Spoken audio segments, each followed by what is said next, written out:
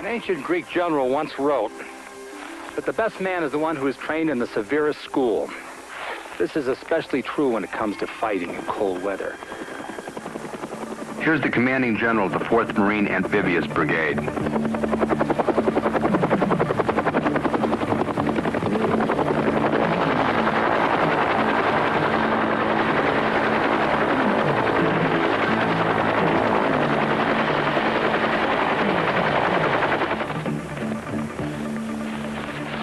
One of the most important missions for Marines is the preparation for wartime reinforcement of NATO's northern flank, for example, here in North Norway. In order to accomplish this vital reinforcement, we have to get here rapidly.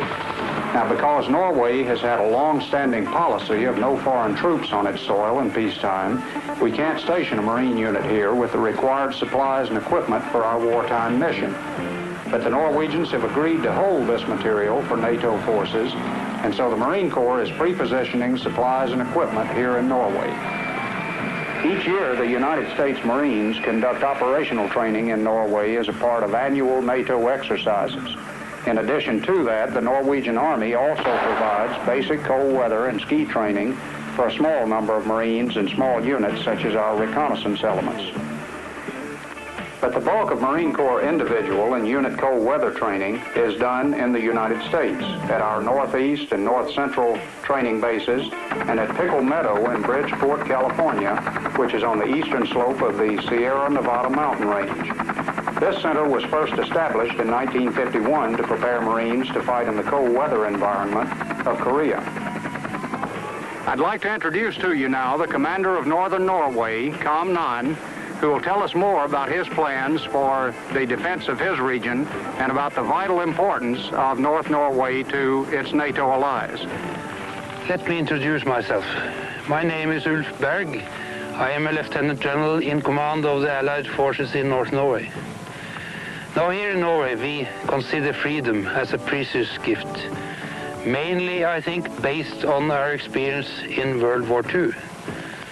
As you know, we were attacked, occupied, and deprived of our freedom. 5 years of occupation is a costly affair in many ways, and it lingers on in our minds. We are determined not to let this happen again, with the help of our allies. Let me say a few words about my country, which, as you will see, stretches very far north and close to the seaway to the north. Our geographical position controls, in fact, key parts of the North Sea, the Norwegian Sea, and the North Atlantic, and that is why our airfields, our ice-free harbors, deep water fjords, and the lead to the north are so important. Very close to our border with the Soviet Union, not more than 10 miles away, you will find that the Kola base area begins. It is the home of the Northern Fleet, the largest concentration of naval forces in the world. The Kola base area has the only Soviet ports in the Western Hemisphere, from which the Soviets have free access year-round to the open seas to deploy units of the Northern Fleet. As these ships deploy, they must pass along our long Norwegian coast and during a period of the year between Norway and the ice barrier in the Norwegian Sea. Norway is a member of NATO and is responsible for active surveillance of the air and the sea in the north. This includes monitoring the movements of any Soviet submarine in the area, and one should remember that they have a large number, including submarines with long-range intercontinental ballistic missiles available. National policy prohibits the stationing of foreign troops on our soil in peacetime, but in time of crisis or war, our allies will reinforce us so that we can maintain control of our airfields and harbors along our long coastline. In order to speed up the reinforcements, we are planning on pre-positioning supplies and equipment in Norway, and we consider this as a necessity mainly because of our exposed situation. Our coastline is cut by narrow, deep fjords and steep mountains. An amphibious landing is therefore complicated, especially during our severe winters. In fact, all operations are hampered by the climate, and this underlines the need for special training and equipment. That is why our allies, among them Canadians, American, British and Dutch forces, conduct cold weather training on a regular basis to perfect the ability of the fighting man to survive, move and fight in these environments.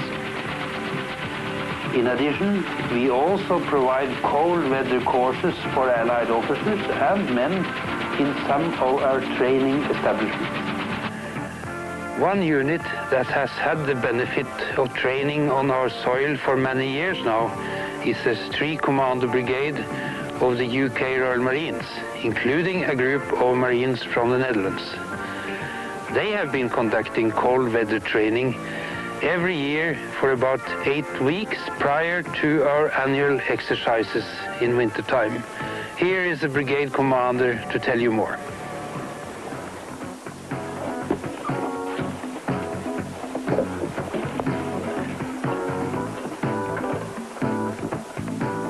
Royal Marines Commandos, as professional fighting units with experience of operations around the world, understand that they must be well trained for their specialized role here in Norway. Our NATO job here, in time of tension or in war, is to reinforce NATO's northern flank. It is mandatory that we be well trained in cold weather operations. I command a brigade of some 4,000 men, and included in my brigade are units of the Royal Netherlands Marine Corps. My headquarters is here in southern Norway, near Lillehammer.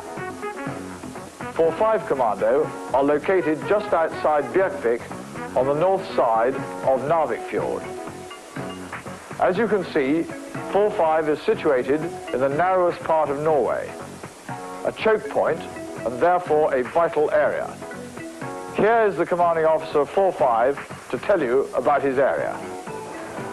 My name is Lieutenant Colonel Ian Moore of the Royal Marines, and I command 4-5 Commando. You've seen a map of the country. Now let's go up and see what it actually looks like.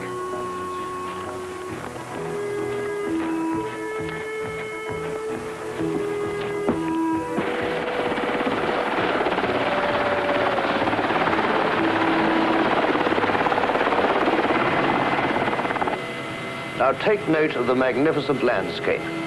Very beautiful and very stark. On a fine day, it's fun to train in the snow. But with the Arctic winter weather as changeable as it is here on the Gulf Stream, when the combined temperature with wind chill can suddenly plummet to -40 degrees or below, the snow and the cold can keep you from doing your job as a fighting man. Like an enemy, the snow and cold can literally kill you.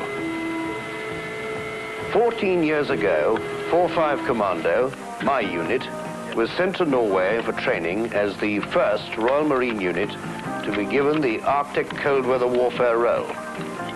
We've been training here each year for the 3 winter months ever since. Today, 4-5 Commando operates as part of 3 Commando Brigade. In addition to training Royal Marines, we train students from our NATO allies, including the United States Marines. So much for why Norway. We'll take a closer look at Norway's cold weather. Norway's winters are known for their rapid changes in temperature. These temperature changes cause alternate freezing and thawing.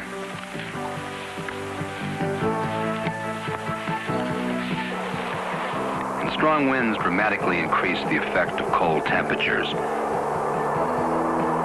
This is well known as the wind chill factor.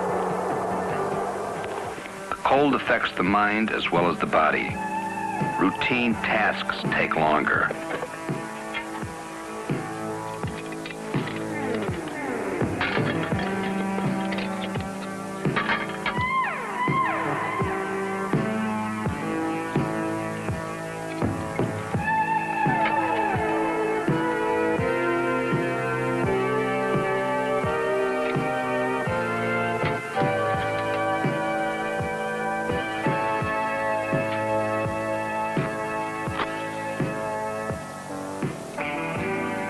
soldiers get cold and tired, they tend to withdraw into themselves, get depressed.